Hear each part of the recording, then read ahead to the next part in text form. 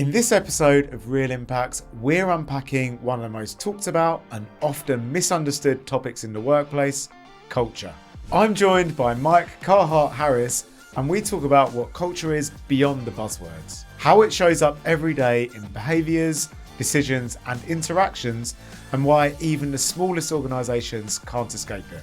Along the way, we also look at the power of storytelling, the rise of microcultures, and the challenges of maintaining connection in a more distributed world. Most importantly, this episode focuses on what it takes to build a culture that people genuinely believe in. One that's consistent, lived, and rooted in trust. Let's get into it. Mike, thank you so much for joining me here on this, our second series of Real Impacts. And today we're talking about culture versus behaviour. So before we get into it, could you just please briefly introduce yourself? Yeah, sure. Thanks, Dan. My name's Mike Carhart-Harris. I am, my current role is Senior Communications Manager for a housing association in the southwest of England called Magna Housing.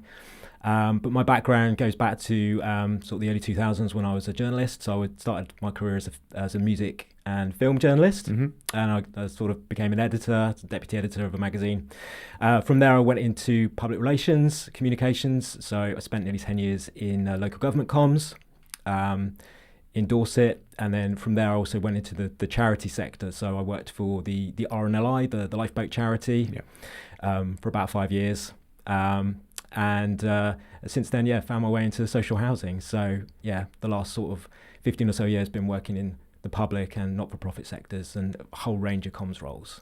So very, very varied and broad in terms of different sectors. Well, you couldn't be more different, I suppose, could you, from where you started as a music journalist to absolutely. Yeah, started off as freelance, straight out of university, freelance writing record reviews and things, and then went into kind of a more corporate world of publishing. So that's kind of my only experience of the private sector, but worked for like a large sort of corporate PLC publishing company.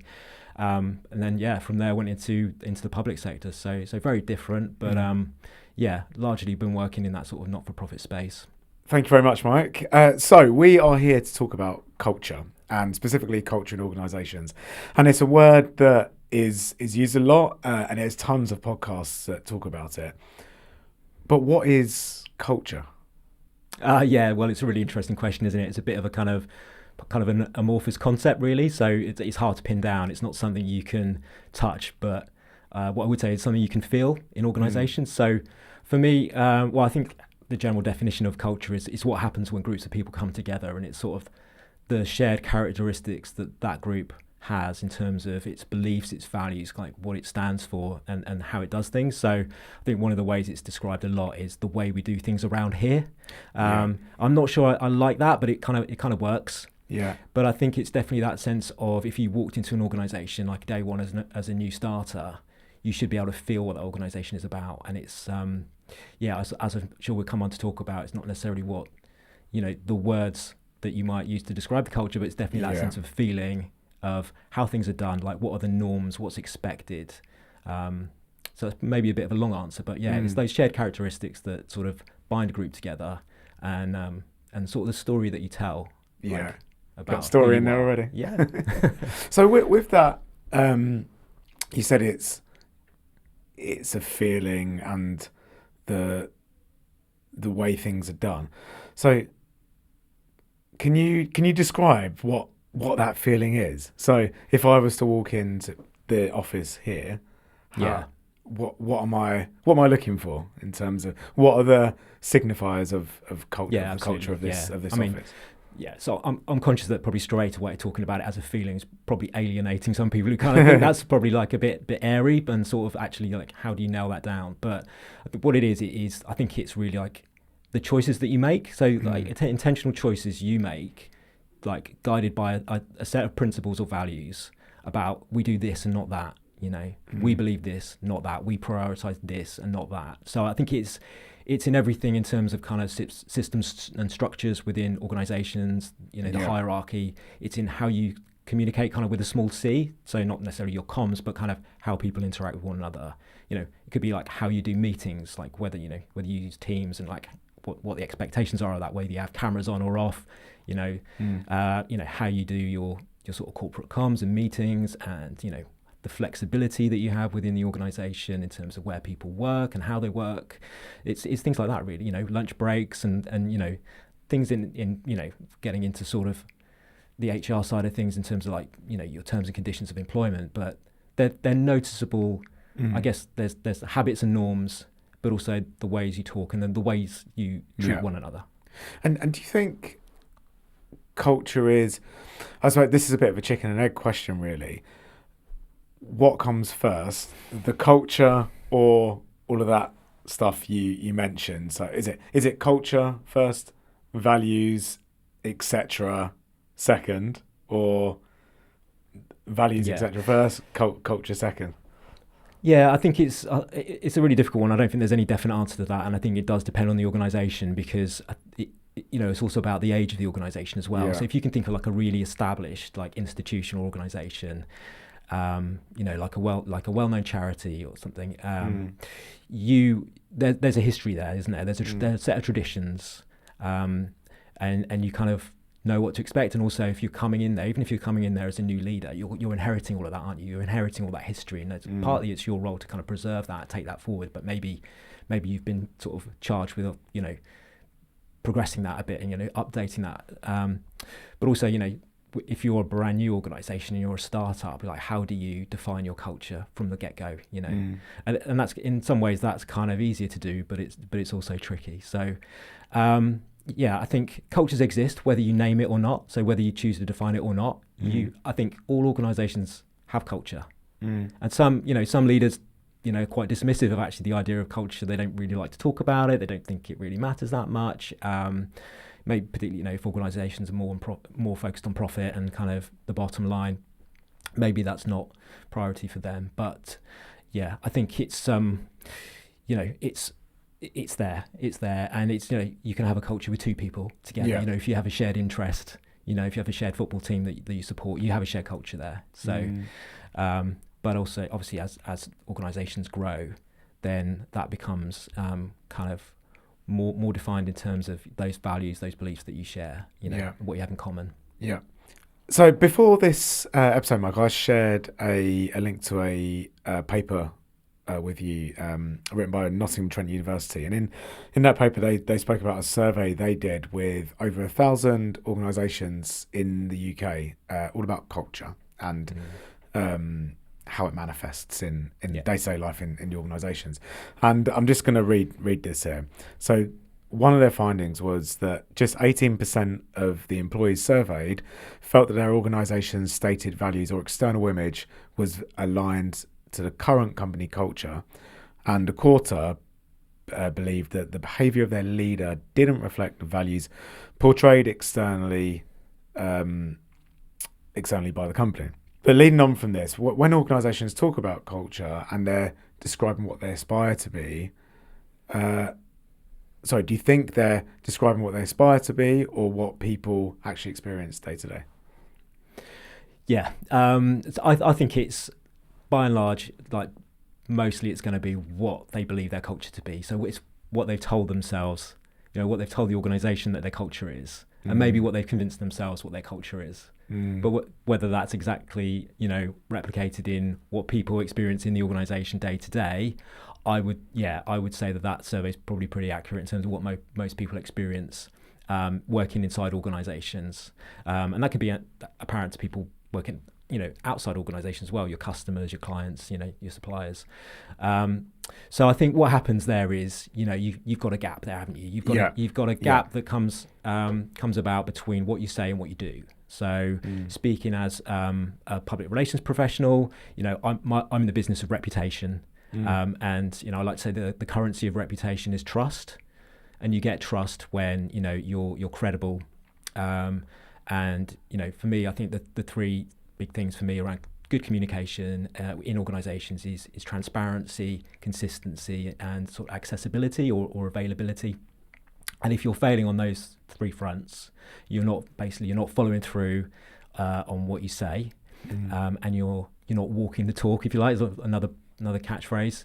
Then that's where you get a gap. You get a mismatch between your stated culture and actually the actual behaviours and the actual experience of people. And I'd say for me, it's the same thing. It's the same as reputation. Yeah. So reputation is built, and I think the job of comms and PR people in organisations is often to advise leaders that reputation is the outcome of what you do, not just what you say. It's everything. So if employees can see that leaders aren't living up to their stated values and the culture that they describe to the organisation, then the trust can collapse then, and you end up in a situation where people become cynical and they'll say, well, I came to work here because you said the culture is this, but actually I'm not seeing that. And if you're not acting that way, why should I? Or maybe I am, and I'm frustrated because you're not, because I really believe in this company or this organisation, and that's where you sort of get disengagement among colleagues, and it can get it can become toxic. So there's extremes of that, aren't there? It's a spectrum, but I think the issue can be, and as I'm saying this as a comms person, is a misconception that culture is a comms campaign. And that's a great study. And I recently listened to a great podcast by Bruce Daisley, and he interviewed an academic called Professor Benjamin Laker, who'd written an article in the Harvard Business Review all about this, basically, like, culture is not a comms campaign. Yes, communications is absolutely integral to describing culture, articulating it, and then embedding it, but it's not the be-all and end-all. It doesn't start with comms. You can't invent a culture on a blank piece of paper and expect that to stick, because firstly, you've got to describe the culture as it is now, and then if you want that to change, you've got to describe how you want it to change, and then you've got to be that change. So and that's where and that's where leadership is so important, in that it's not just on leaders, it's not just on the chief exec or whoever the figurehead is in organisation, but they have such a kind of disproportionate influence within that organisation as the person or the group of people, if you like, your senior leadership team that people look to. And as an employee, you want to see that those people are living those values and that culture day to day. Yeah, there was just on that point, I listened to a podcast recently, and it featured a guy called Josh Levine, who's a leadership expert, and he spoke about he was talking about the shift from small organisations to big organisations, and what drives culture along that sort of continuum. And he said small organisations, so under 50 employees, the founder's really important in setting the tone and driving the culture. He says this is according to his work, that when there's almost a definitive cut-off point at 50 employees, where then the culture is driven by many other things, and not just the founder. I think you alluded to some of the other levers that you can pull in setting a culture. So what are some of those in larger companies? Larger companies, yeah. Well, I think I think as I've said, you can have culture, whether it's 2 people, whether it's 50 people, whether it's 10,000. But yeah, culture is it's a combination of so many different factors. It's your communication is one of them, but it's those structures, systems, habits, those norms, really, like what you establish, like the choices that you make. So it can be, like I said, how you do meetings. It can be how you do breaks, how you give holiday, but also kind of what the expectations on you are as an employee or as a team, like what you expected to deliver in terms of performance and how you measure that performance. So particularly if it's like a very purpose-driven organisation, like how are you following through on that as well? So that's where culture can be really strong as well, because if you're saying this is our culture, this is our purpose, and these are our values, how are you actually demonstrating that in terms of what you measure and what the outcomes are for your customers or the people that you're there to help? It's quite easy to do in the not-for-profit area, because you want to be able to demonstrate that you're making a difference. A bit more difficult if you're making profit, but also you want to be purposeful as well. So you can think of great examples of like Patagonia, companies like that, that are really that have sustainability at their core, and you can see that right from the founder, right through to employees in the shops, or kind of who are making the clothes and things like that. So it's again, I think it comes down to choices, decisions that you make, and that is very much set at the top, but also you need to be able to sort of devolve that power as well. You need to be able to empower line managers, middle managers and people within teams to be able to make those decisions and be guided by the whether you call them principles, values, like those basically like those kind of value judgments, like, what is it that matters to you, and then how do you enact that in your day-to-day work. And then when it's working really well, that's like becomes second nature. That's like muscle memory, that's when culture's like really ticking, when it's really working, because people don't have to like, oh, I'll have to look it up on the intranet and remember what our culture is. It's like, it's there. Yeah. So I used to work for a large organisation with a 150-year heritage, and the company values and colleague values were like very deep rooted in that story and where it came from, and it's probably the only, thinking back over my career, it's the only place I've worked the place I worked with the strongest, where I felt really connected to the brand story and what it was all about, and culturally those values seep through everything we did there. But when you were just talking, and this is why I haven't named the company, in this instance, I was like connected to the story and history of the company, but ultimately it was a profit-making company that delivered value and dividends for its shareholders. So everything we've just spoken about, is it just dressing up and putting lipstick on, essentially just delivering value and return on investment for shareholders? I think it's easy to see it that way, but I don't think it is really. And I think I think maybe there's some pushback against the kind of the purpose-driven movement in the last few years, but I think that absolutely is kind of here to stay now, really, in terms of when people are looking, particularly younger generations. We know there's evidence there in studies that when younger people are looking to go into the workplace, they are looking for employers that have a purpose, have an ethical purpose, whether it's sustainability, inclusion, or they value mental health and well-being. Candidates in the job market are looking for those things now, and then they expect to see them demonstrated when they go into the workplace. So I think it is really important, but it's about how you define what matters to you as an organisation and to your customers. And I think for some people, like that, the sort of profit motive and kind of being an effective business and generating value for stakeholders is going to be absolutely like motivating. But in terms of what motivates people on a day-to-day basis, that's not what motivates me, and that's why I've chosen to mainly work in not-for-profit organisations. But I think you need something more, kind of as a human being, to kind of get up and go to work or work from home, and to feel motivated every day. You need to feel that it matters for a certain purpose, and that the value you're creating is not just the monetary value, or you're not just getting a paycheck at the end of the month and being able to pay your mortgage and things like that. Maybe for some people it is, but I think most people, they need that sort of intrinsic sense of value and meaning. And we find that in groups, don't we? We find we find connection with other people through that as well. So I would say my experience as well, working for a really historic charity, the RNLI. So when I was there, they were coming up to celebrating their 200th anniversary, so they could look back to, we were created in 1824 for this purpose, for saving lives. I think they were called the Institution for the Preservation of Life from Shipwreck. So there were a lot of shipwrecks around the coast, and there was basically, how do we bring people together, organise groups of volunteers to save people at sea? And that's still carried through now. So now they're the charity that saves lives at sea. And when I was there, they also defined this really clear purpose, which is, we exist to save everyone. So you're really focused on saving that one life and what that means to people. And you can really, as we did, you can tell a really compelling story about that. As a charity, their interest is like, how do we raise, how do we deliver that like life-saving, that sort of search and rescue function around the British and Irish coast, but also how do we raise funds to ensure that we can continue for another 200 years?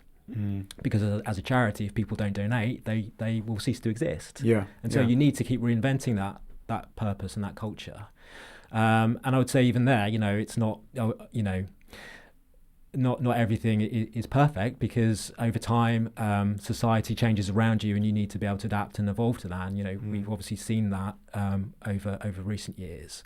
But with large organisations like that, often there's traditional ways of working that are maybe or ways of thinking and power structures that are maybe shift over time, and you need to adapt to be able to reflect that. So it's a constant evolution, but I think where culture is strong, there's that thread, isn't there? It's whether you call it a golden thread or there's that through line that if you call it your story, it's kind of what is there that's imprinted right throughout your history and into the present day that you can hold on to. Yeah, and yet you're I know you're a massive fan of storytelling. And did you find this passion at the RNLI, or did this come from? No, this is I think lifelong, really. Yeah. Okay. So I would say at heart I'm a writer at heart. Kind of I feel that's kind of my craft. So I started my career as a journalist, basically writing about records and about music and then about films, and that was a way for me to express my opinion and try and sort of share that enthusiasm with other people and sort of tell a story. And I loved, always loved kind of creative writing or sort of storytelling, if you like, particularly through writing. I'm not as comfortable kind of speaking and sort of telling stories like around a dinner table or something, but kind of writing them is great. And so going from journalism into comms and PR is a way of kind of telling those stories and telling stories about organisations. And for me, what's the purpose, what we're here for. So where I've worked in local government, or in charities, and now in housing, is really sort of identifying, crystallising what's that story we're telling, and also how do you tell that in a human way. So how do you focus on individuals? So one of the roles I had at the RNLI, which kind of has really shaped me and sort of focused my love of storytelling, was I was their first case study manager. And other charities have these roles and call them story managers. Okay. So it's around kind of organising and managing that process of finding people, like real life people, who are willing to share their stories and get their permission and look after them really well.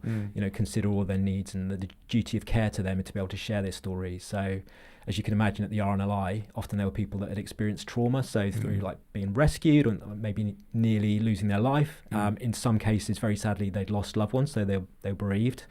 But they were very, selflessly sharing their stories to try to, whether it's, try to help with fundraising or try to help with preventing drowning, about helping others. So that was a real privilege for me. But it was listening to their stories, understanding that those stories belong to those people, but then they were sort of telling the wider story of the organisation and kind of why they exist, why they're here, and how we want people to support that. So I think in stories, it's that emotional core, that emotional drive that you're looking for. And I'll come back to what I said at the beginning around culture. It's what you feel. So there needs to be something emotional in there. Again, that may turn some people off, and they think that comms, you're just talking about feelings, and it's not kind of not tangible. But actually, I think that's the stuff that really matters to people when you work somewhere and you want to feel there's meaning, and you want to feel that there's reward in that's intrinsic to you as well, that you actually feel you're contributing towards something. And that's the story we tell ourselves, isn't it? So and that's you can look at, there's a lot of science behind stories as well, and like a really famous book of the last few years was Sapiens by Yuval Noah Harari, who's a historian, but he really identified the ability to tell and believe in shared stories as human beings, a defining characteristic of us as a species, as Homo sapiens, and that I think people have recently discovered over the last few years, the power of that. So you'll hear storytelling used, and I think there was a recent report that storytelling is one of the most commonly used phrases in job ads now on LinkedIn. I think probably where they're looking for roles that maybe used to be called public relations, marketing, communications, or brand. Storytelling is in there a lot, and people like to say that they're storytellers, and great, fantastic, we can all tell stories, but I will defend the comms profession here and say there's a skill to that. AI is here, and it can help us in doing that as well. but there's something deeply human about telling stories and believing in stories. Yeah, I find it fascinating. I think hopefully others do too. But it's that thing. If you can tell a great story, it's compelling. It's something that brings people along with it. Whether you're reading a book or watching a film, or whether it's somewhere that you work and you believe in that shared story of kind of where is it we're trying to get to? Yeah. How are we going to do that? How are we going to overcome the monster? If you like, it's kind of story speak. So, and I suppose we're sort of going off topic ever so slightly, but thinking from a broader comms point of view and storytelling. And overcoming the monster, quite often in comms, the messages you've got to deliver aren't always positive. They might be, negative is no way of dressing it up. So would a negative or challenging message be a monster in this scenario? And how can you use broader storytelling or the story of the organisation to work through those sort of scenarios? Yeah, absolutely. Yeah, it might be. I mean, certainly there's a story there that you need to tell. And I think that's definitely where I found my role's changed over the years, and internal comms has become such a more integral part of what I do in organisations. And I used to not look to internal comms as being something that particularly interested me, but now I'm kind of in that space. I find it the most fascinating area of communications, and a lot of that is around change or around transformation and change. And within that, I think you've got to address the pain points that are within that change. And for communication about change to be successful, you've got to be honest, open, again, transparency, consistency, accessibility. So address where we are now, what needs to happen for you to get to, where it is you want to get to, what that's going to mean for people, and that could be difficult. But how is it that you want people to come along with you on that and support that and engage with it? And so what's the story that you're going to tell about, overcoming that monster? Yes, you're not going to use that language because it might trivialize it.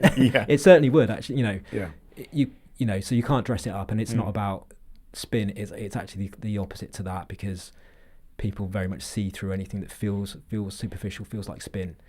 So you've got to start from a place of honesty, openness, addressing the realities of where you are now. So again, closing that gap between the sort of stated culture and the actual reality that people are experiencing. And there's absolutely a space for kind of aspirational language and visions. We need that. We need to feel like we're reaching for something and aspiring for something. If we said we'd already reached that, then no one would feel motivated, would they? You'd just be complacent. But yeah, you've got to be able to tell a coherent and a compelling story about that to bring people along that. And the outcomes for people might be difficult. They might be really, really painful, and it may it could be redundancy. It could be changes to terms and conditions. Things that obviously people aren't going to like, and maybe not everybody will come along to the end of the journey with you on that. But you need to really be able to articulate that really clearly, and again have that kind of transparency, that consistency, that honesty at the heart of your communication and your leadership. Yeah, fantastic. Sorry, what was the book called you mentioned about storytelling? Right, Sapiens. Yeah. Okay, we'll link. I need to read that. That sounds, absolutely. Sounds great. We'll link that underneath this episode. And similarly, there's another book that's really influenced me the last few years, which is called Belonging by Owen Eastwood, who's a performance coach, and he's a guy who's worked with a lot of sports teams, including the England football team under Gareth Southgate. He's also worked with kind of NATO generals and things like that. So, but he is a guy who he's from New Zealand, and he draws a lot on his Maori heritage, where a lot of it is about kind of the power of your ancestors. So he's when he works with organisations, what he does is defines this thing called our us story. So it's about what is that shared story that's kind of articulated through your values that binds you together, essentially. And that's about understanding where you've come from and where you're going, and that it's not just about you play a part in this, you bring something to this. But he tells a story about, I think it's like the All Blacks rugby team. There's very much an ethos there of there's a lineage, there's a history of that. People who come in and wear that famous All Black shirt, it's their job to leave that shirt in a better place than where they found it, and that's part of that story. They're part of that that sort of journey that will go on long before after they've finished playing. So that's really powerful, and it is about belonging. It's about how people feel they belong in that organisation, and that within that things like inductions, onboarding, really vital in terms of people come in, you explain that what the story is, like what we're all about, and what your part is in this, and when you get that right, it's it's what stays with you, and it's what drives you. So Is there a point where, and we spoke about this briefly when we caught up last week, about behaviour and microcultures almost? What's your experience of that, and their I suppose how they deviate from the broader culture, and the risk and the impacts they can have on the story, I suppose, and the broader culture? It's really interesting, and I think there's risks, but there's also opportunities in that as well. So, and it goes back to what you were asking me about the size of organisations and larger organisations as well. So, in my personal experience, I've found, and I'm sure lots of other people could relate to this, that within larger organisations, when you get teams, particularly where they're dispersed and potentially where teams work in silos, or maybe they work in isolation a little bit, and that's often seen in a negative way, and largely it is, but those teams can then develop their own microcultures over time. So I think back to working in an organisation where before COVID and before kind of open plan office space was the norm, we had an office where you could actually close the door, and you were in that team, and you were in an environment, it was a busy press office environment where you're dealing with constant pressure. The phone's always, back in the days when the phones used to ring, journalists were calling you with media inquiries, you're up against it, and you're kind of all working together, and you kind of, so in that sense you can form those sort of microcultures, and the kind of within those, like, large personalities can have a really big influence. Now I found that to be positive, and often that can be around maybe like the humour, and kind of you find that in teams, don't you? Like there's maybe a kind of insular type of humour that might be recognisable to people in that team, but maybe you step outside, it's not. So I think there's pros and cons. That can have a beneficial impact in terms of uniting that team, but I guess where it tips over is potentially where that team becomes develops that sense of kind of us and them within an organisation, and or maybe is at odds to the culture that you aspire to, or you want people to model as a whole organisation. So there needs to be, I think there's absolutely a place for microcultures within teams, because it's about it's alignment, not uniformity. It's not about everybody has to be the same, act the same. It's not about getting rid of individuality, and it's not about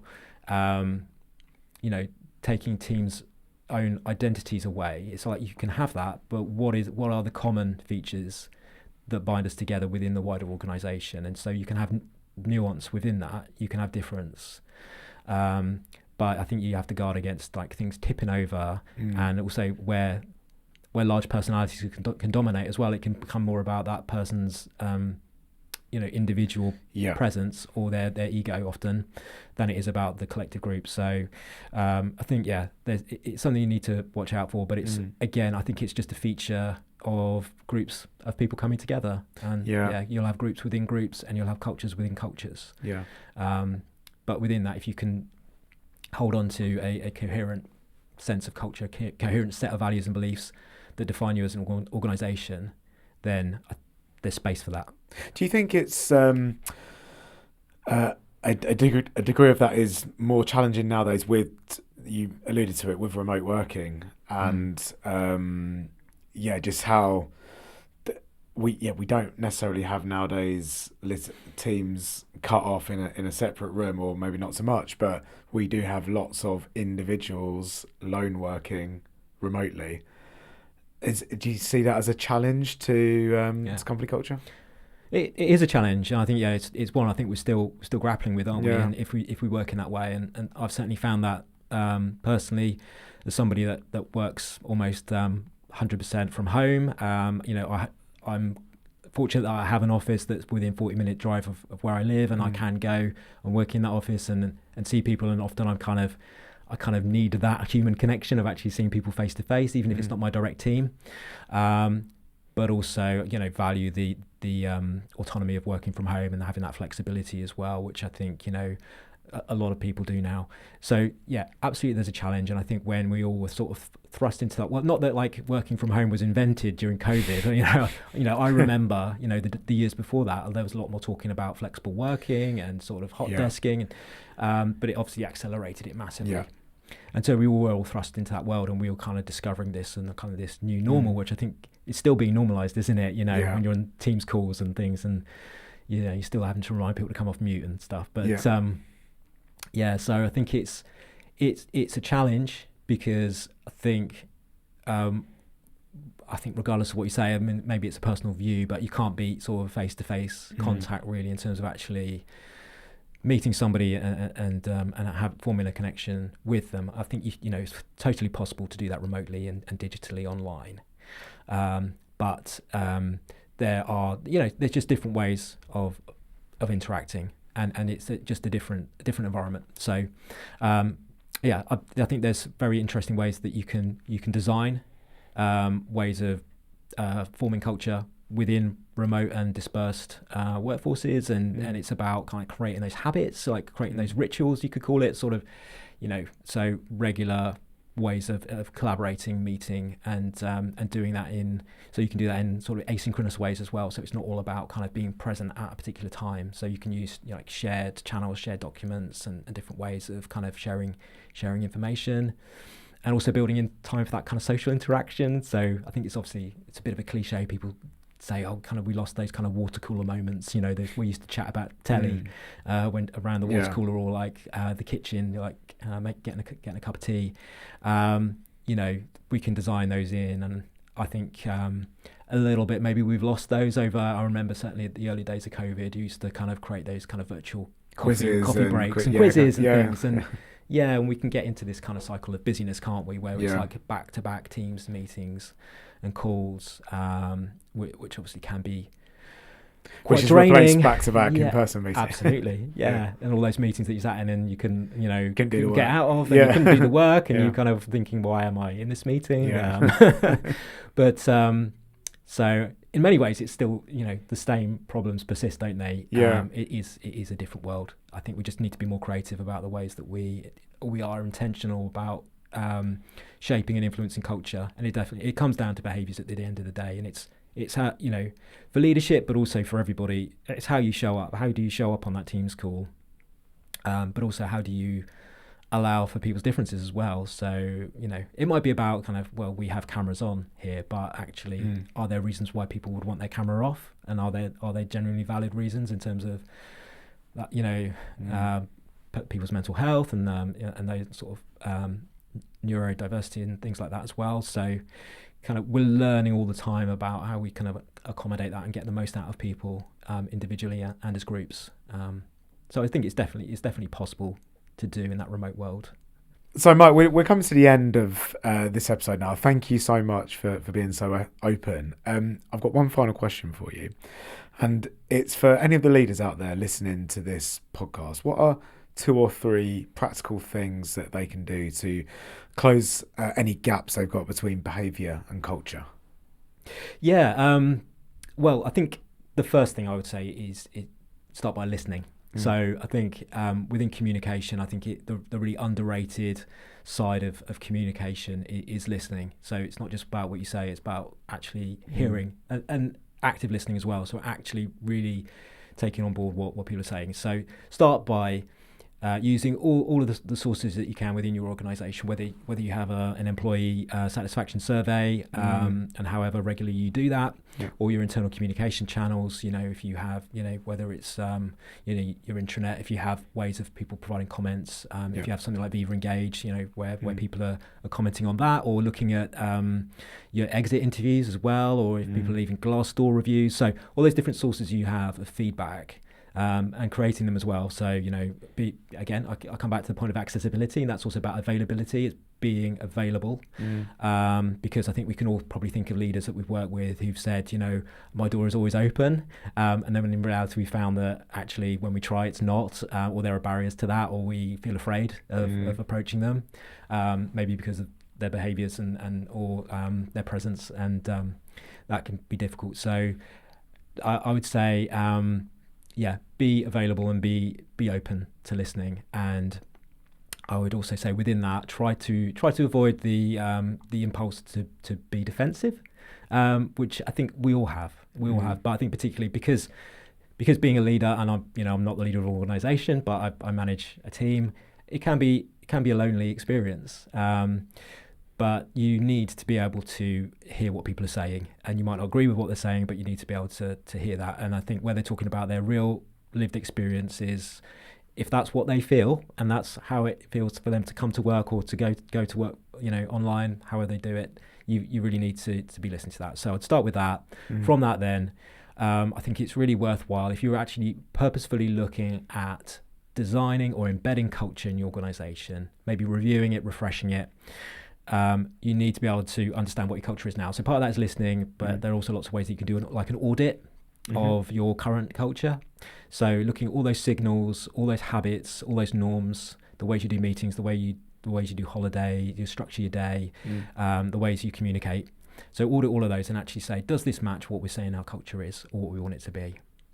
And then I would say the main thing from that is, I talked about a study earlier by Professor Benjamin Laker, and what he was saying was where culture isn't just a communications campaign, it is about actual behaviours, but it's about choices that you make. And one of the most powerful ways that leaders can demonstrate that is by what they're willing to sacrifice. So what are you as a leader willing to give up to provide opportunities to other people in your organisation and to demonstrate that culture? So is it a seat at the table or like a place on a panel? Is it actually some of your benefits and incentives? Is it just some of your power and control in the organisation to be able to share that with others? And so this study I mentioned, there's evidence within organisations of where leaders and leadership teams, not just individuals, it's not just on the shoulders of the leader, the CEO or the founder, where teams do that and demonstrate that and show that they're willing to give something up. Trust in their sort of survey results has shown a sort of marked uptick. So, I would say be prepared to give something up. But I think the important thing is as well not to do it in a performative way, because that's where you see through it. And again, that's where it's not about, it's just a campaign, it's just a set of messages, it's just like a set of values that you print on the wall in your office or on your team's background. It is actually what people see and experience you doing. It's what you do, it's not just what you say, and live that reality, and show examples of it. So listen, learn and act. Learn and act. You could write a book on that. I think someone probably already has. They were really useful. Thank you, Mike, and thanks so much for your time. It's been really interesting speaking with you. Thank you very much. Yeah, loved it. Thanks, Dan. Thank you. Pleasure.